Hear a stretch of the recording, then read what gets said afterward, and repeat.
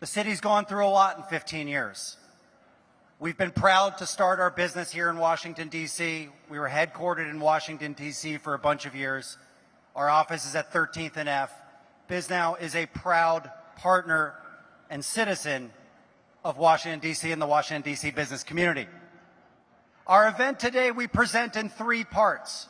The first part of our event today features Mayor Muriel Bowser and her task force discussing the downtown vision related to and consequential from the arena deal and the vision that the mayor and her task force have laid out. The second panel is the downtown dilemma. That's our title for the second panel. And we have an absolute cavalcade of owners, developers, and investors, all of the right folks who are developing and owning downtown commercial real estate. And then our third panel is a broader regional outlook, also with an absolute who's who of developers, leaders, owners, and investors in the regional commercial real estate space. Shh.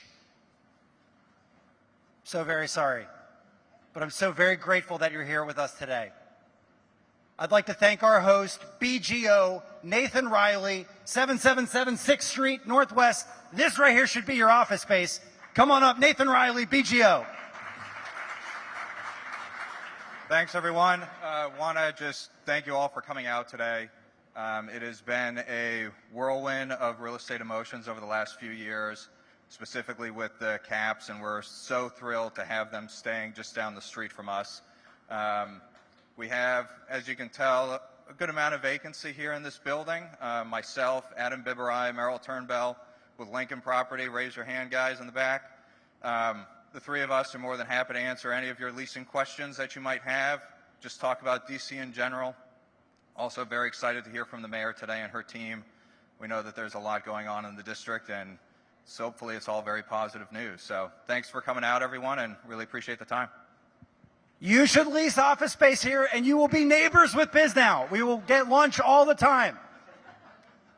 An important piece of today's program will be that the future of our city is a team effort. We have public sector people here. We have private sector people here. An important ingredient in the vitality and health of our city is the DC Police Foundation. If you own, operate, or invest in commercial assets downtown, you care about the health of our street front. That means you care about the DC Police Foundation and their important work. I encourage every member of the business community of DC to contribute financially to the DC Police Foundation and their executive director, Pat Burke. Thanks so much for being here. He's got a lot of energy. And once again, just a quick word about the DC Police Foundation. I'm a retired assistant chief from DC. All 4 of my kids were born here and live here. My son's a cop in 3D. I was also the United States Marshal for Washington, D.C. I first want to give a shout out to the mayor. She's done a great job. The council hasn't always been so friendly.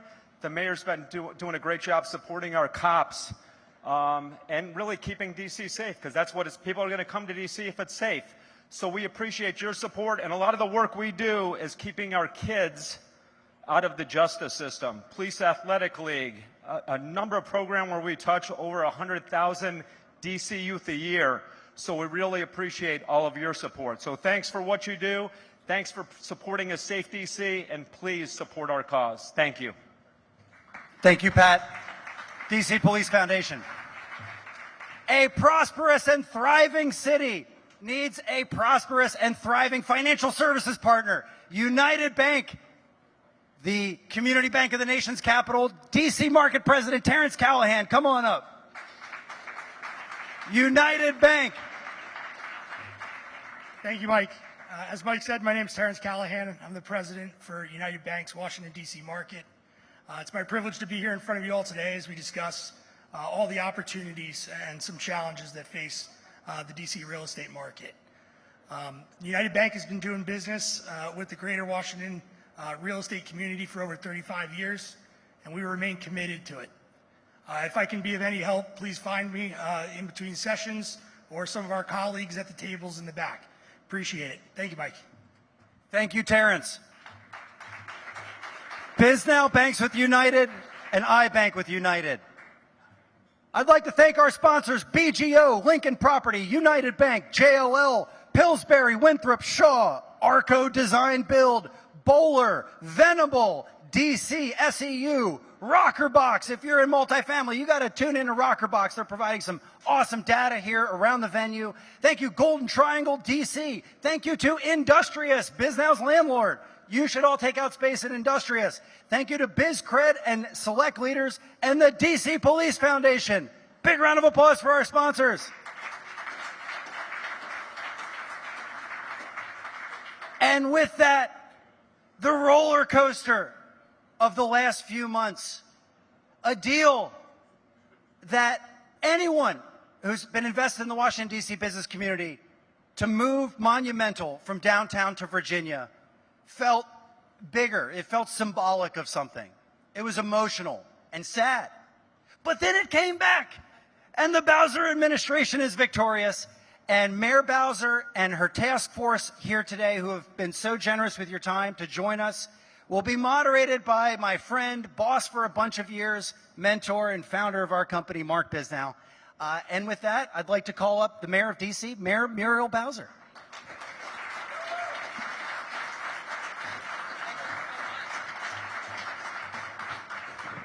Well, good morning, everyone. I am just really delighted to be here, happy to be here with members of my team. I'm going to speak for a very short while so that we can get to hear from this wonderful panel. I first want to acknowledge members of my team, Deputy Mayor for Planning and Economic Development, Nina Albert, who's in the front.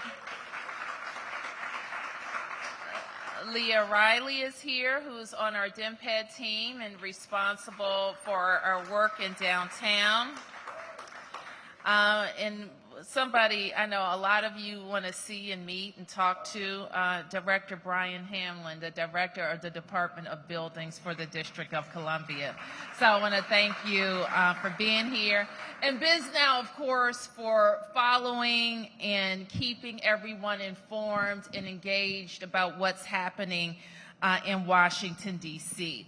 So I'm super happy to hear the energy, to feel the enthusiasm, and know that you are here to be committed to the downtown and the opportunities downtown. What you will hear me talk about is opportunity, because we know, always know, in times of repositioning, there will be people who see the future and engage in that vision for the future and will prosper because of it.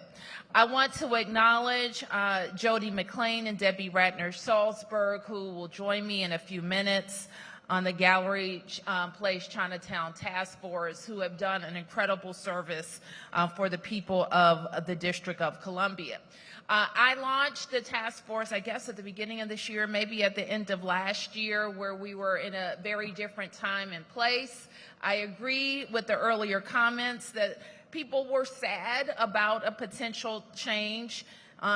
They turned a little bit mad as well, a little bit scared, and we decided that this was the time to act.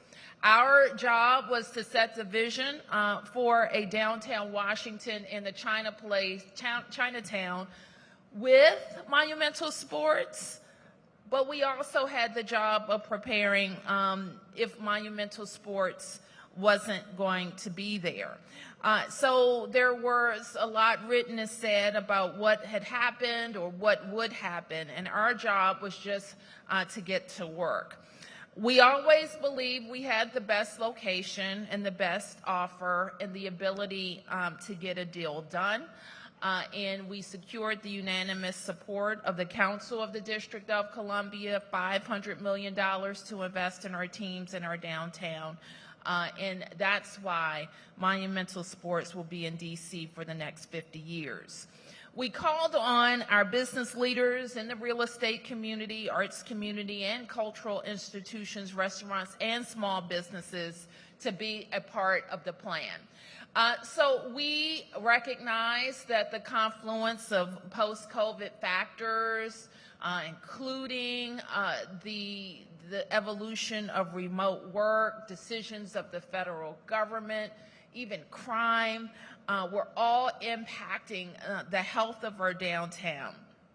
And we began several planning processes and action plans, including the DC Action Plan, the DC Comeback Plan, our public realm study, and finally, the Chinatown Task Force developed big ideas for the future of our space.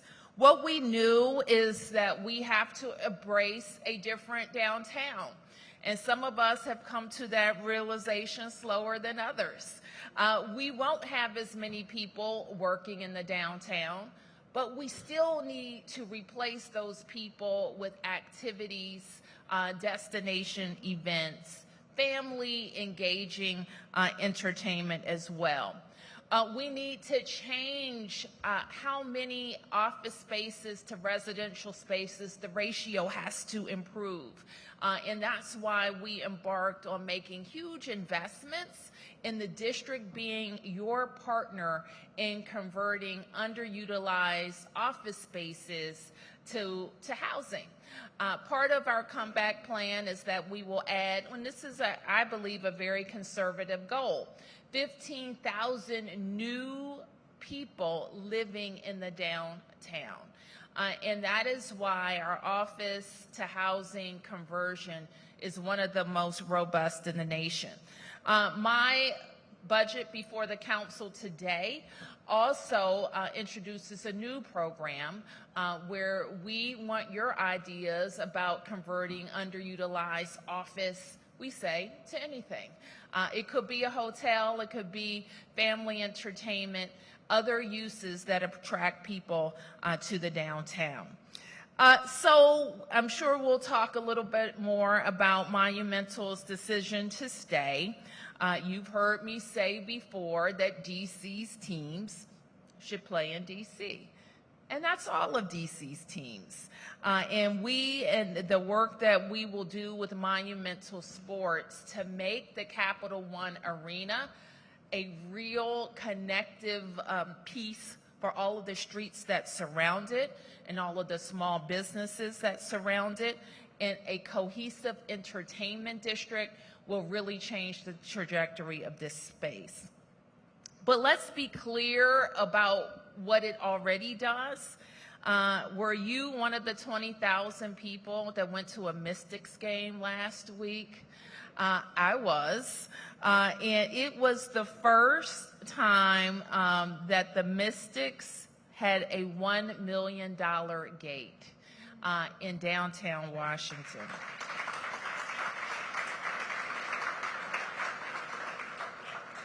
Did you know that the most lucrative rap concert also happened at the Capital One Arena? It was Drake. And the same is true about professional boxing and entertainers that are coming from around the world right in downtown Washington. So we know that sports are important for not just our bottom line in the economy, but also the psyche of a place. And that's why we work so hard with our sports team to make sure that we will have our teams in the district. And I also want to highlight something. It's always good when somebody else says this about you. Ted Leonsis said, "I'm a living testament now to say it was easier, more efficient, more rational to do business in Washington, D.C. than it was in fill in the blank state." So I don't say that. You know, there's always a friendly competition among jurisdictions. But it is important that we repeat it because you have to know the advantages of Washington, not just our beautiful city, not just our access to decision makers and regulatory agencies, not just our very highly talented and educated workforce, but your local government is also a nimble one. There's essentially 14 of us that make decisions about economic development and budgets, new ideas, and can be nimble in our decision making. And when we are rowing in the same direction, there's really no more a vibrant place that can deliver on big ideas than Washington, D.C. So while I remind our staff all the time, like, there's no place like our city, and we are the best city in the world, and we have the stats to show it. We lead the nation in restaurant openings, and more are opening every month. Actually, we also had a big night at the James Beard Awards. Did you hear this? With 2 of our chefs taking home big awards. It wasn't that long ago when DC was not a foodie town, you remember. And now we're taking home big awards for our culinary scene. We lead the nation in office to residential conversions, and we're investing $50 million to spur more activity and bring 13,000 new residents to the downtown. Our bids are working very hard to bring spaces like Franklin Park to life on weekends and during the week. In fact, the Post reported a few weeks ago that DC is only one of the handful of cities where downtown activity on nights and weekends has surpassed pre-pandemic levels. A couple of weeks ago, we recorded record tourism numbers. Nearly 26 million people visited DC last year, with a $10 billion trail of economic activity. So we've stayed focused as well on driving down crime through the whole of government approach. We have taken seriously concerns about crime, perceptions about crime, quality of life issues in the downtown. And again, we are able to be nimble in our approaches. So here in downtown, we created the first safe commercial corridor hub in Chinatown, where we can connect residents with pretty acute behavioral health needs to resources and services. We've seen crime trending down across the city with nearly 30% drops in violent crime, and that number has been more significant in Chinatown. In the first 6 months of this year, for example, we have seen a 66% decrease in crime. And we know there's more work to do, and we have great reason to be optimistic.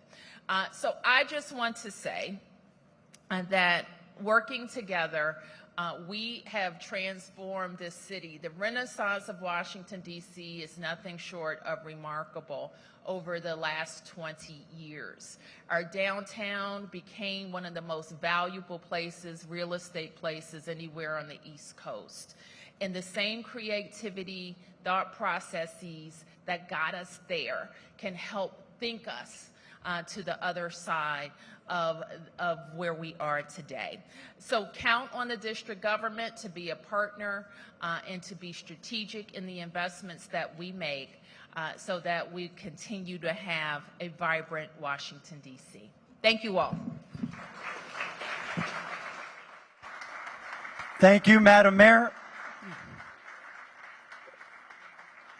Mayor, you're normally not a panel person. Normally you're the keynote person. But in an unprecedented setup today, we're going to have you on a panel. Guys, we're moving the chairs, right? Okay, we're going to move the chairs here and remove the podium.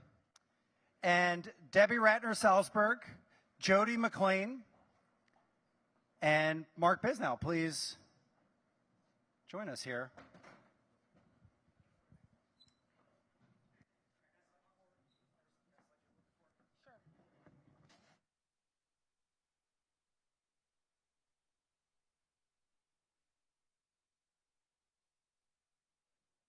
This panel is going to go to 10 a.m.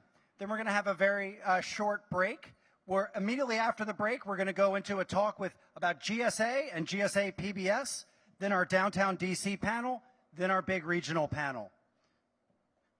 And with that, our moderator this morning, Mark Bisnow.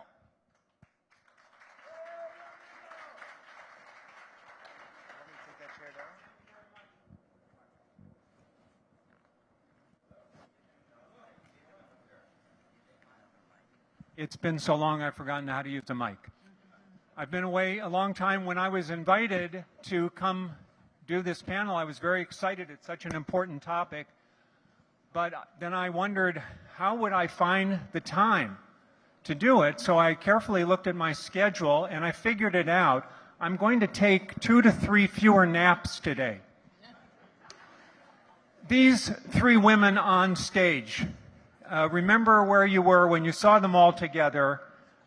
They may well go down in history as the visionaries and the reinventors of a new downtown Washington. It's a big challenge, but they've already taken a very significant stride. It's something called 8 Big Ideas, and Jody and Debbie will be going through it in just a few minutes. When I saw it, I found it electrifying. The future of where we are sitting right now, and a broader area that has, I guess, become defined as Gallery Place, Chinatown, from 5th to 10th Street, from south of the Convention Center to north of the National Mall, a very specific place that their task force is devoted to. You heard the chronology from the mayor, but to remind you, I mean, it's all been so recent. December 13th, the Caps and Wizards appeared to be jumping ship. Less than a month later, on January 8th, the mayor announced a task force. And even when the Caps came back and she got them to recommit to the deal until 2050, she requested that Jody and Debbie and Nina Albert here and assist from Andy Altman, who's sitting here in the second row, continue with their reimagining of Gallery Place, Chinatown. So the mayor seized victory from the jaws of defeat. These 3 superwomen here, Jody and Debbie, for those of you who wandered into the wrong room and don't know who they are nationally renowned developers and placemakers, and specifically in D.C., they are the individuals, Jody who created Union Market and Debbie who created the Yards, which were once forsaken areas that have now achieved a success that is nothing short of astonishing. And they are now leading the mayor's task force to reimagine this area. We are all very lucky. They have poured time into it, and they're doing it all for free. With that, ladies, good morning. Good morning. Good morning. So to the mayor, we understand why you might have created a special task force, which is very unusual to have a task force for a geographic area, when you thought the Caps were leaving. But when they came back, why did you decide that they ought to still go forward? Well, I think I've laid out the work that we have to do just for this neighborhood. In the downtown, let's be clear, is many neighborhoods, but this neighborhood in particular has a lot of our attention, and we want to see the ideas and energy that have been generated. We want to see them executed. And why, of all the available people, did you choose Debbie and Jody? Very easy to answer that. I have seen their work. I have been admirers of their work in D.C., and I especially thought that the task at hand in Chinatown would be, if the teams did in fact leave, to transform an area and create a new neighborhood. And they've done that with great success in Washington, D.C. I also just... They're workers, so they among their colleagues, they work hard until they deliver, and they're extremely savvy. So this process needed those qualities to be executed. And to Jody and Debbie, why on earth did you accept? You're busy people. What do you see in this? Why did you get involved?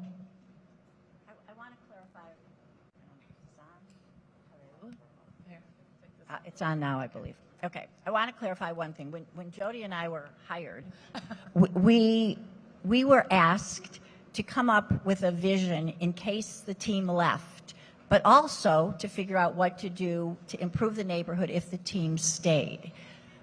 We definitely focused on we focused on both, but I think what it says is there was never a time that our mayor did not believe that the team could be brought back, because that was part of our charge. So despite everybody thinking we were rehired after the team came back, our employment, unpaid as it is, and our charge was to work with the work to bring back the neighborhood and bring back the vitality that, in 2018, I believe, when the Capitals won the championship, the Stanley Cup, the neighborhood was very different. So it wasn't that long ago, and I think we both believed that it could be brought back. Speaking for myself, I care about the city, and we are the nation's capital, and we are, as many say, the capital of the world, and I felt a civic responsibility to step up. And when I found out that my partner was going to be Jody, I was thrilled and happy to jump on board. I would just...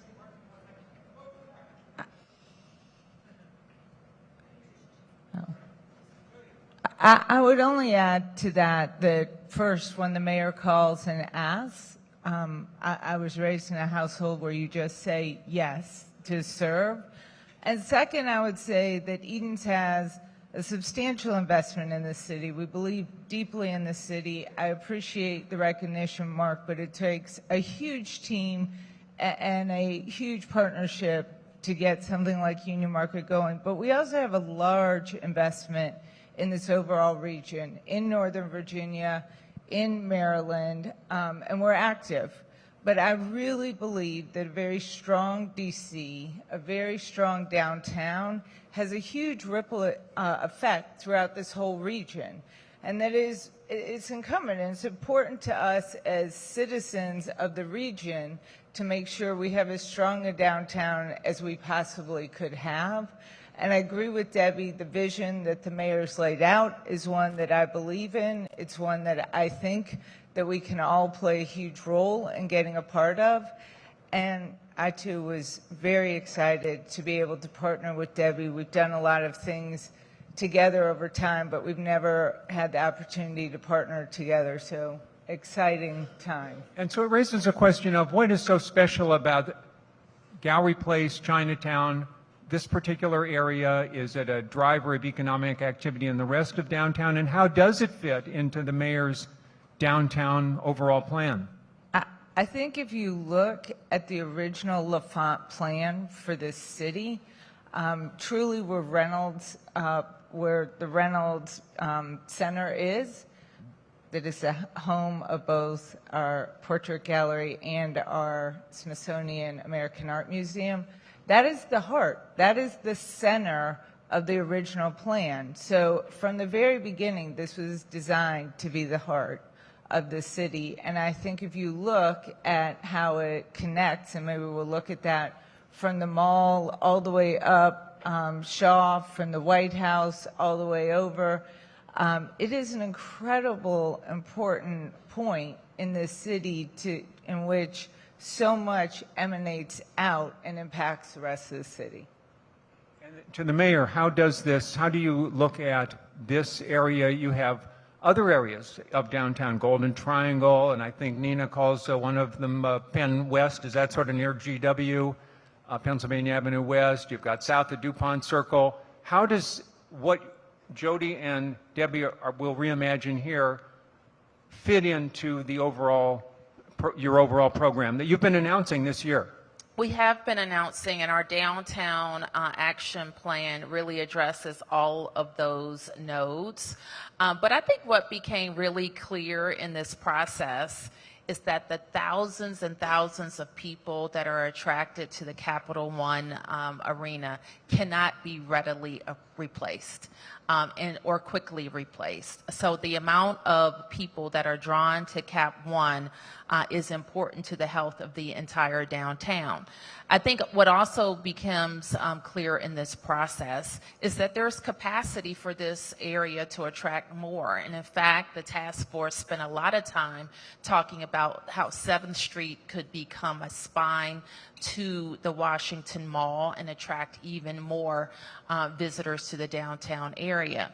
But you're right, our plans and our budget investments include other parts of the neighborhood. Even east of Chinatown, we're investing in the area near Georgetown with a new CC&V.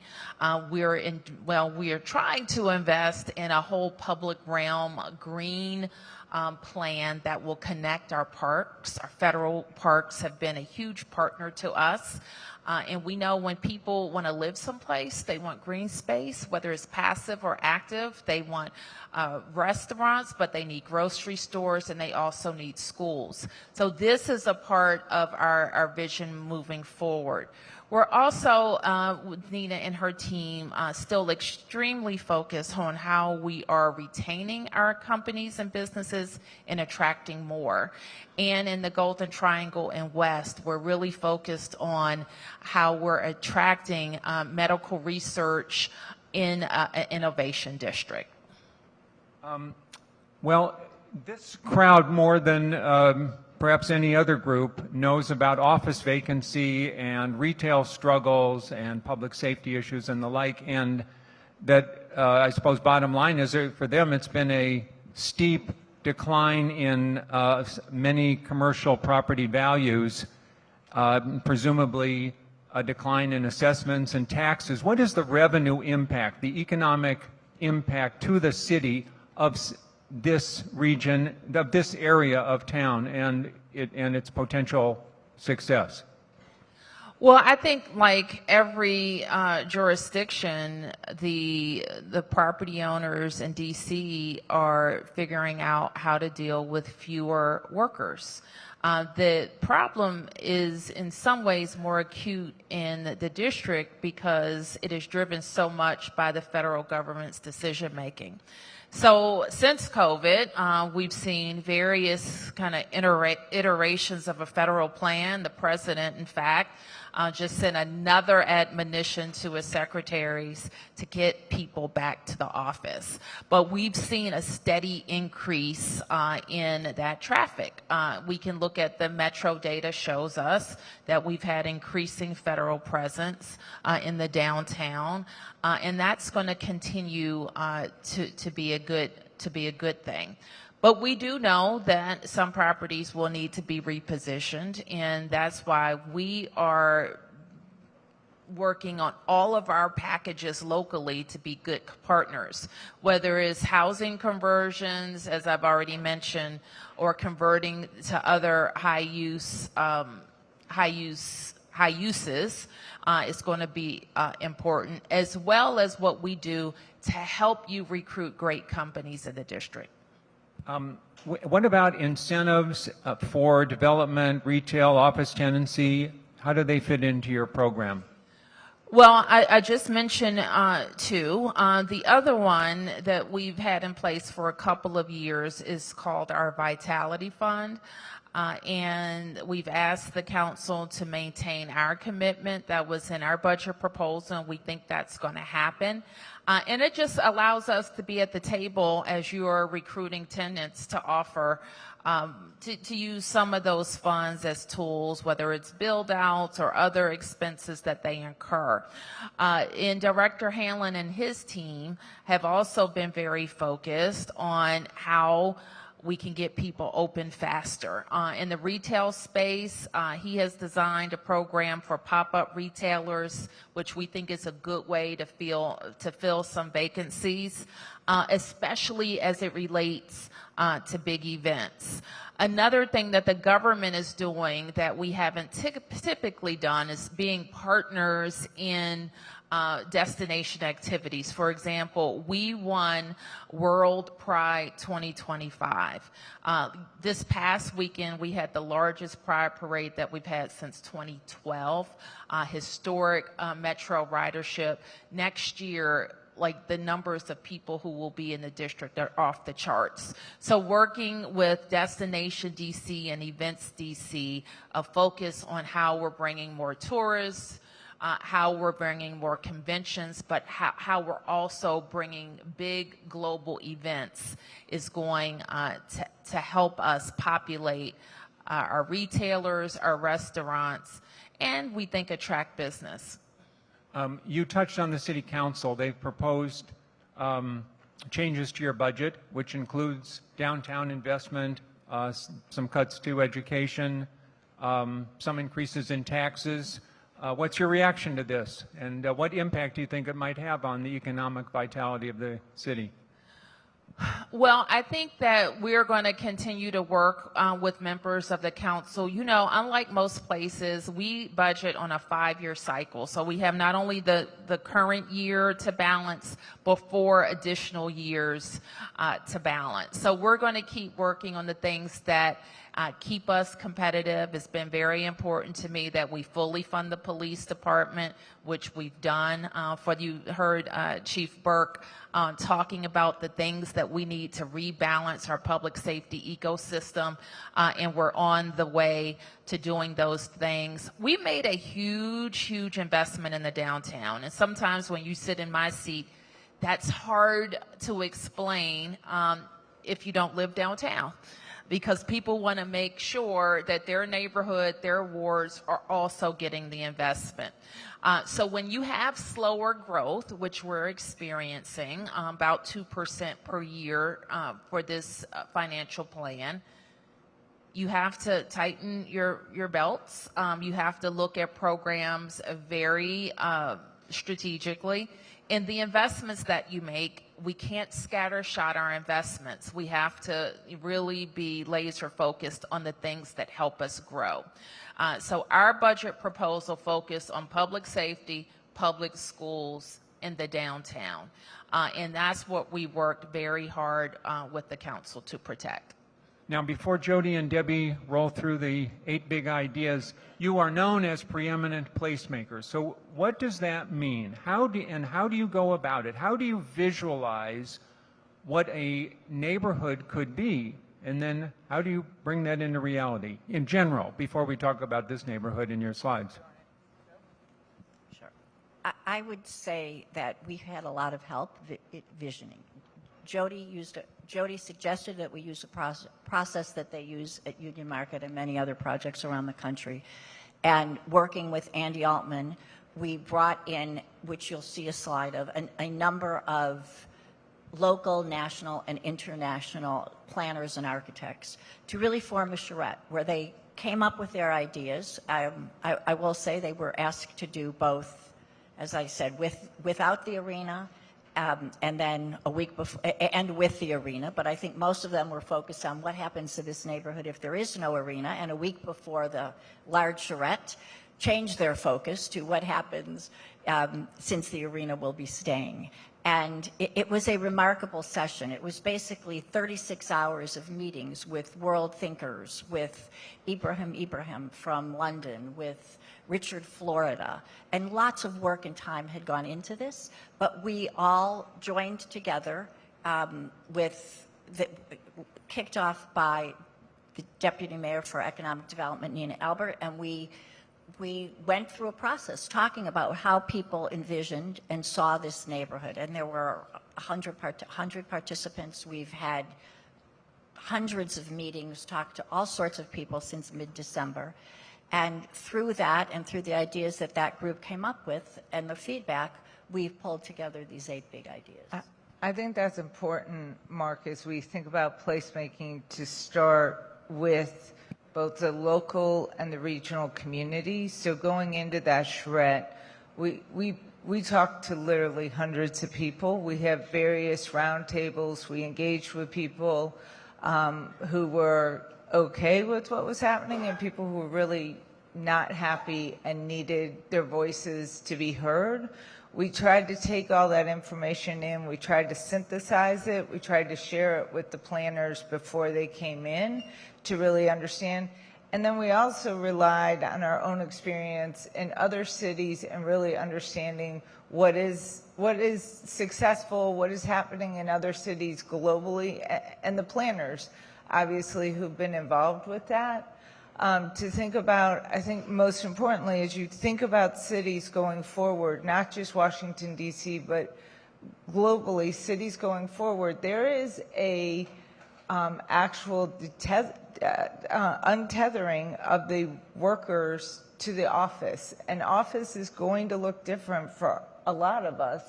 And what is driving vibrant downtowns is 60% visitors. That's just a global stat. When we look at cities here in the U.S., when we look at cities globally, that's pretty consistent. And so we have to think about our downtown, and this area is really vibrant with great institutions that are already here and very active. And how do we amplify those? How do we bring those to life? How do we make this a vibrant place so that our 1,100 businesses that are here want to come back to work? This is a place they want to be, but we really need to focus on 60% being driven by visitors to a lot of institutions that are already here. But I think gaining the insight of a lot of people who are in this room, gaining the insight from a lot of people who are on the ground, going into that charrette was extremely important for us. And I imagine you have spent some quality time talking with Ted Leonsis?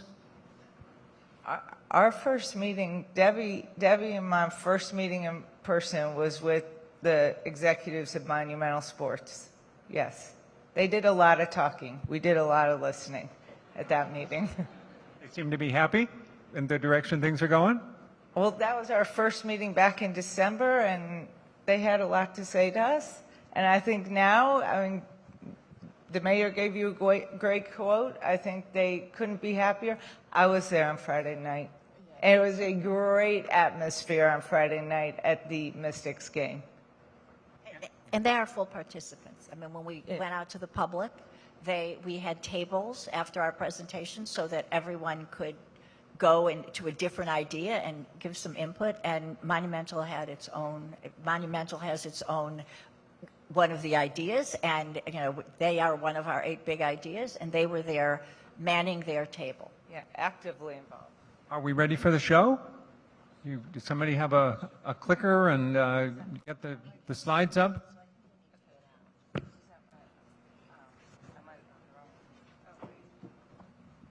Chew gum and walk at the same time. Okay. Am I going the wrong way? No, it's So go this. Okay. Yes, I lied. We went backwards. I think we covered. There we go. Okay. We've probably covered a lot of these. I do want to just start as we go into this. I think Debbie and I are getting a lot of airtime here, but there are a lot of people who deserve a lot of airtime. As we are co-chairing this task force with Nina Albert, who's DEMPED. We went immediately into 4 verticals of visioning. So what is the future of downtown?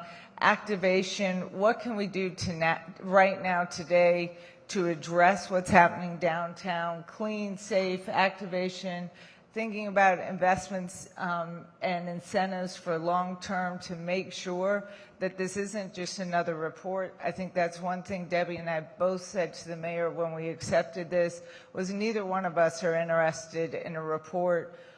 Nina has just been so a force in making sure that things are getting done and moving forward. And then marketing and communication.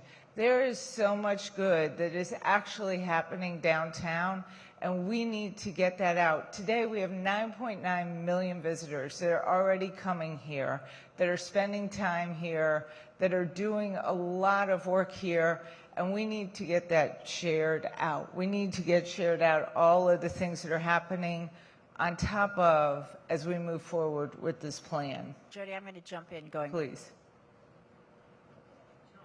All right, can you hear me now? So I'm just going to jump in because I know that on top of everyone's mind, despite the fact the mayor addressed it, is public safety. And when you look at the 4 verticals, if you could go back a slide, we have a slide that says activation. Activation is twofold. It's activation so we bring people downtown, or basically so people know what's going on down here, because there is so much going down. But it's also clean and safe. The mayor has put together a group that meets bi-weekly. We used to meet weekly.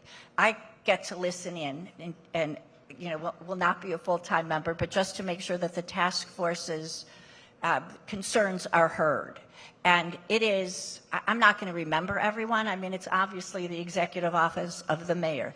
It is DEMPED. It is DDOT. It is DPW. It is the bid. I mean, there are a group of people. It's the government, GSA, the equivalent of the district. It is, it's every group that you could think of that touches downtown to make sure that any concern, any issue that has to do with public safety or frankly cleanliness, whether it is getting rid of graffiti, making sure that the Trash is picked up. Yeah, we get to hear how many garbage bags are picked up on a regular basis, and there's a lot. But I mean, I just want everyone to understand the attention that is being paid to public safety and know that the government is working together in a remarkable fashion to make sure that this is all addressed. And this doesn't include the safety hub or all the police who are also a part of this group. So sorry to go backwards. No, and the only other thing I would add to that, I don't know if Jaren is here this morning, but one of the things that we're working really hard on as a task force is to be sure that the things that are stood up during this time of a task force are stood up in a way that they're a permanent, long-term transition for downtown, so that as we extract ourselves and go back to our paid jobs, that we can make sure that the work that's happening is being set up for really long-term success, not just for immediate quick hits. So I think that's something we're trying to take a longer-term view of. I think we hit this. Mark did a great job in laying out what the district is. As we have different conversations, as we're talking about a retail charrette, people always ask, does it have wings?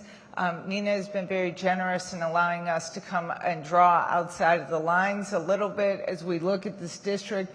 But if you look at these 130 acres here, you have something like 30 really strong institutions that are driving somewhere around 10 million trips already every day for visitors coming here. There are 1,100 businesses. There's 28,500 employees that call this home. I know the mayor is leading the charge to get those employees back here. We're trying to lead a charge that makes this a place where everybody wants to be. And we have 3,800 residents today. I will say the city has about 115% more residents here than we did pre-COVID. That's continuing to grow. And part of this vision is that we will be a really mixed-use district that will continue to see residents grow downtown. We talked about this. We just feel like it's really important for people to know. Debbie's name, my name, Andy Altman's name gets in the newspaper some, but we have talked and brought in hundreds and hundreds and hundreds of people who really deserve credit for where this is headed. Now, here's the big show, the 8 big ideas. All right, Deb, you want to take number 1? I think it has become really important, and there is a slide that is missing, but Jody mentioned that actually shows in the L'Enfant plan Gallery Square, or where the Smithsonian museums are, was the heart of the L'Enfant plan, the center between the Capitol and the White House. And we really believe that this needs to be brought back as a center, as a civic center, the fences around it removed, and the steps used for all sorts of activations, and that should become again the heart of the connectivity from 8th Street all the way. Our goal is to bring people, as we showed you, from the convention center down to Pennsylvania Avenue, but we've extended our goal to the mall so that we can really bring people all the way from the mall through both 7th and 8th Street, as you can see, going around the square. We talked about the arena. I don't know if anybody from Monumental Sports is here, but Ted Leonce loves to talk about, I don't know, challenging you as the mayor for downtown. He likes to call himself the mayor of downtown, but they've been wonderful partners since they have committed to be here. There's a lot of work that they're leading on the arena itself and making sure that the arena is a good neighbor, that is something that is dynamic, not just when you're in the arena, but also events that come out and connecting with the broader area. We've talked a little bit about 7th Street, and we're going to start going more quickly through this so we can take questions and have a fuller discussion. 7th Street really is the retail place that we are thinking about, and we need to make it more human, more green, and more welcoming to people. And we may have to do things like widen sidewalks. We need to make sure parking is readily available. We heard that over and over again. But 7th Street is a connection that can go from Shaw all the way down to the mall.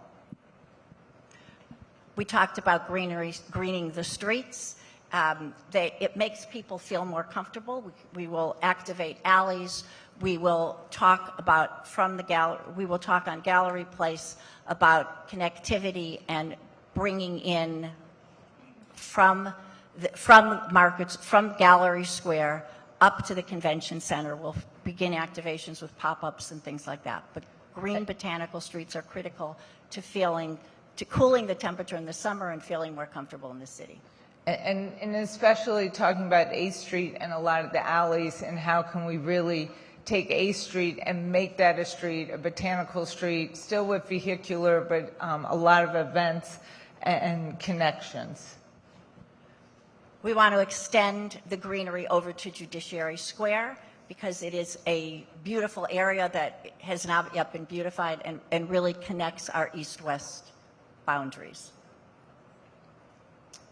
There's a lot of focus on Chinatown. It is a beautiful part of the city, taking a lot of the old tradition that's so important, the cultural heritage of Chinatown, making sure that that's matched. We have so many great young entrepreneurs that are there that are pushing forward, and what Chinatown can look like in its next iteration is a very complementary point of view to make sure that we have both the culture that's entrenched there, but also a vibrant new set of entrepreneurs, two of whom were recognized at the James Beard on Monday. Moon Rabbit was up for the best restaurant. Susan Bay was up for the best pastry chef in the country nationally. So a huge recognition to those finalists from Chinatown. You heard the mayor talk about growing the residential community. There are programs that we know of already in place, and we are working with DEMPED to make sure that those are implemented. And Office of Planning has been a great partner too, to make sure that that residential not only can happen, but is very attractive to institutional investment around the country. Part of this, and I just slowly should hit, that there were 3 really large sites too that were recognized as being great opportunities, the FBI building being one, GOA being one. They can be great opportunities for great mixed use going forward. Which of those huge federal areas is going to become the future site of Las Vegas Sphere 2, my personal proposal? We'll tell you after the next charrette. That may be up to the next task force. And then finally, obviously, a lot of on current activation, on current planning. How do we go from vacant to vibrant was a theme just throughout. Thank you. That's fantastic.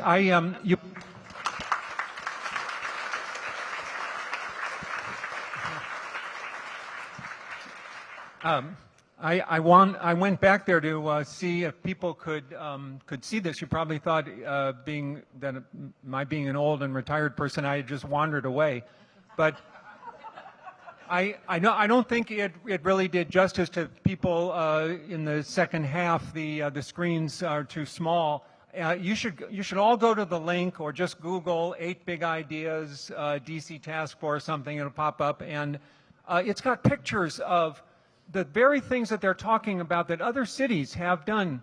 And of course, you guys know about it from your national work. So to all three of you, are there particulars among these 8 ideas that are sticking, that you're getting great popular reaction to, or are your personal favorites? I would say that we started with hundreds of ideas, so these 8 are what we think can be executed. Some we prioritize timing, but are what will make the biggest impact to downtown. And as you said, you don't want this to be filed away. How do you ensure the execution, and how long will it take? Well, I think what's very special about this project is the unanimity of the policy leaders on the importance of downtown. And I already started out by saying that is politically, that is not a given. And it is really important in this time that we work together on the downtown. I think the importance of having 8 ideas, having people who are practitioners, who are developers, who have changed spaces, help advance these ideas has been very important to getting the support of the council. That's not to say that we don't have to keep pushing. Already kind of our green space plan for other parts of the downtown doesn't have the support that we want it to have, so we're going to keep working on those issues. I think what's also important is these 8 ideas, there are a lot of short-term things that we can do. The 8th Street, I happen to love that a lot because I know that it has the potential to attract people. It's all within our control, working with the adjacent property owners, so we can make those types of changes quickly. 7th Street is already a transportation spine, so how do we make the link in people's minds that they can actually leave the mall, and when they do, there's something to do. Chinatown is already the region's Chinatown. So what types of investments are we able to put in to really continue to cement that? Now, it should be clear, we're putting $500 million down on making Cap One a better part of the neighborhood. So that's also at the top of our list. And we know there's going to be a cadence of how that is delivered. So I think people are going to see real differences in 1 year, 2 year, 3 year, 4 year, and 5 years based on these 8 big ideas. And are there milestones and deliverables that have been set yet? And also, not to put you on the spot, but will Jody and Debbie be remaining in this undertaking? Well, they have been just incredible partners to us. And the way I see task forces is they shouldn't live forever, that they have a specific job to do. They do their job, and then the government apparatus takes over. And I see this task force in the same way. And deliverables and milestones, have those been announced or thought about? So we are, as a task force, working on deliverables and milestones, and in fact have a meeting this month to begin addressing the deliverables and the milestones and how all of this will be reported out. And in my view, I just have to say this. I had 2 real goals for this task force that have already been discussed. We're going to transform this area with monumental sports, or we're going to transform this area without monumental sports. And the task force needed to convene and help me deliver that vision to the people of the District of Columbia. So let me be clear, they were so good at, even in early stages, describing what the area around Capital One Arena could be without monumental sports, that it got the attention of monumental sports. Ted said to me, "You all were planning a vision without us." And I said, "That's right. We didn't want to, but you know, even some of these ideas were so good, a lot of people were getting excited about it." And so using those ideas with the arena is going to give us the best of both. We're going to have more people, we're going to have more family attractions, and we're going to have an arena that speaks to all four sides. It's going to help use the public space in a better way.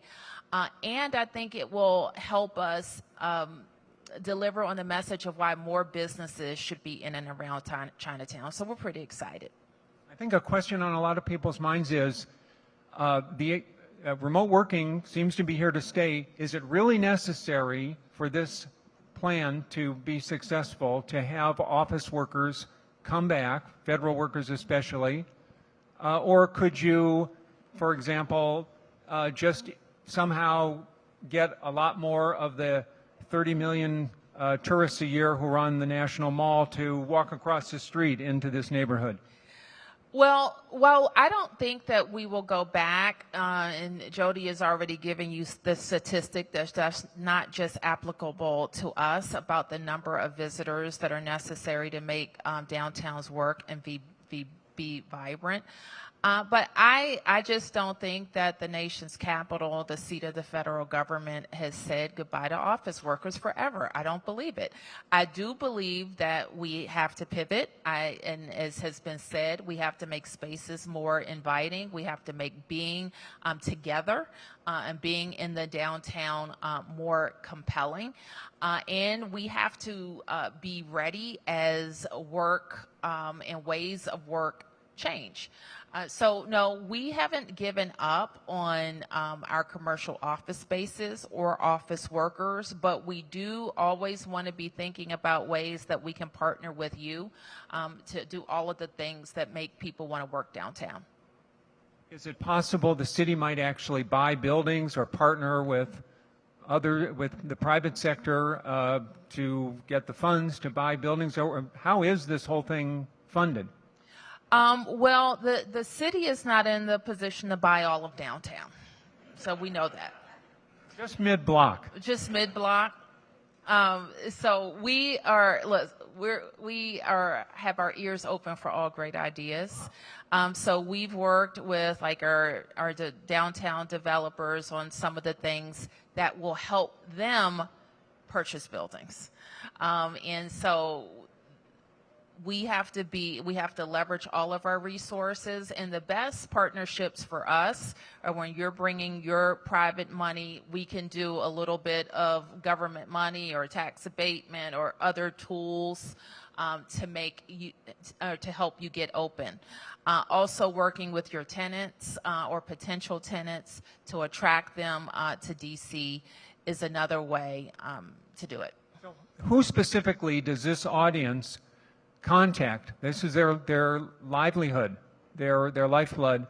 To if they have ideas at this in this idea phase, or if they have resources and they want to push forward. So the Deputy Mayor for Planning and Economic Development, Nina, can you stand again so everybody recognizes you? Everybody see you.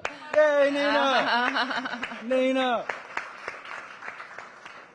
Oh, she just put it all on you. Okay.